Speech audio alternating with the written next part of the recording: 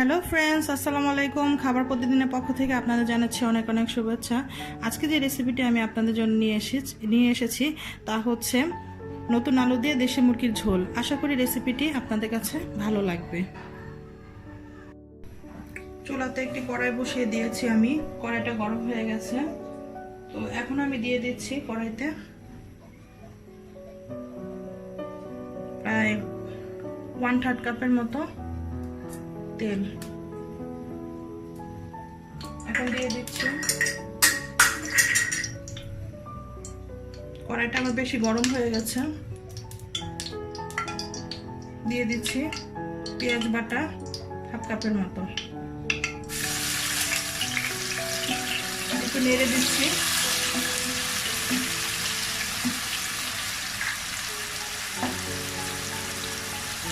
One 4 কাপের মতো আদা রসুন বাটা দিয়ে দিচ্ছি সম পরিমাণে।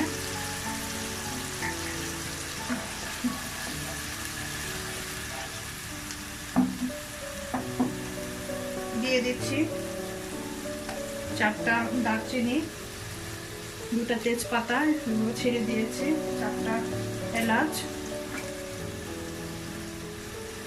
আর 3টা লবঙ্গ, 3টা গোলমরিচ।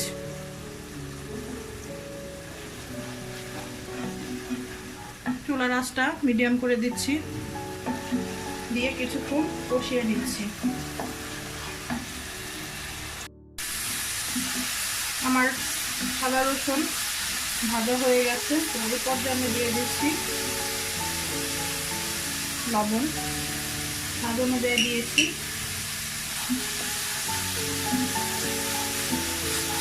এখন দিয়ে দিচ্ছি 1 টিস্পুনের মতো, 1/2 টেবিল চামচের মতো হলুদের গুঁড়া,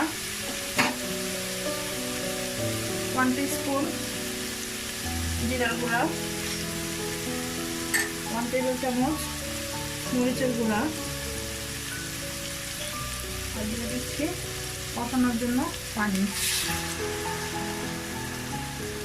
1 কাপের মতো দিয়েছি পানি।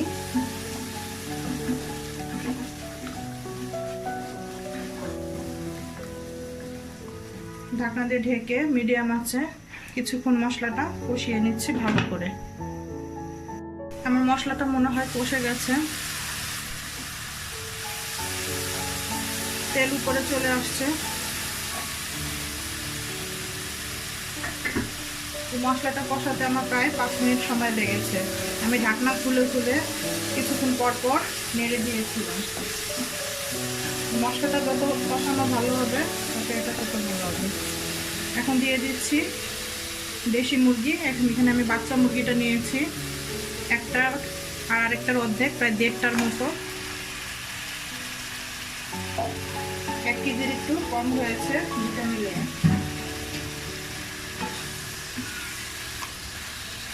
এখন দিয়ে দিচ্ছি আলু নিয়েছি, এখানে প্রায় ছোট নতুন আলু 5-6টার মতো দিয়ে দিচ্ছি।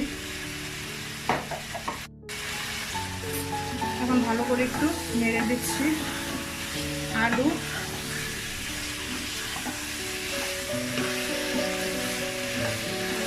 আর মুরগিটা। ঢেকে দিচ্ছি, ঢেকে কিছুক্ষণ কষিয়ে নিচ্ছি মাংসটাকে।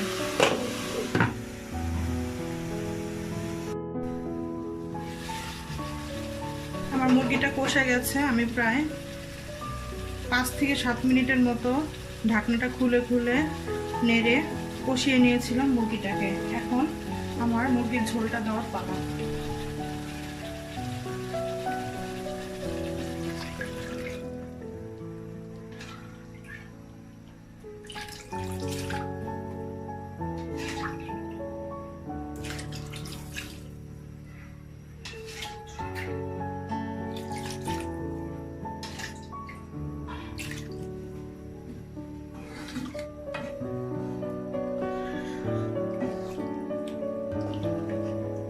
আমি এখানে প্রায় 4.5 কাপের মতো পানি ইউজ করেছি, ঠান্ডা পানি দিয়েছি। ঢাকনা দিয়ে ঢেকে মুরগিটা সিদ্ধ না হওয়া পর্যন্ত অপেক্ষা করছি আর চুলার আঁচটা মিডিয়াম করে দিচ্ছি। আমার তরকারিটা হয়ে গেছে।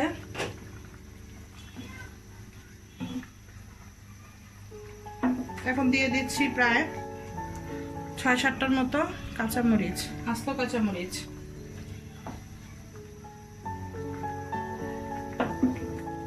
ঢেকে দিচ্ছি আবার, আর ৩ মিনিট চুলাতে রেখে নামিয়ে ফেলবো। হয়ে গেল আমার নতুন আলু দিয়ে দেশি মুরগির ঝোল। আশা করি রেসিপিটি আপনাদের ভালো লেগেছে। যদি ভালো লাগে থাকে তাহলে অবশ্যই আমাকে একটি লাইক দিয়ে উৎসাহিত করবেন, কমেন্টস করবেন, প্রয়োজনে শেয়ার করবেন ফ্যামিলি অ্যান্ড ফ্রেন্ডসের সাথে, সাবস্ক্রাইব করবেন, সাবস্ক্রাইবের পাশে বেল আইকন বাটনটি ক্লিক করবেন। এতে করে আমার চ্যানেলের সমস্ত আপডেট আপনারা সহজেই পেয়ে যাবেন। আজকে এই পর্যন্তই। আল্লাহ হাফেজ।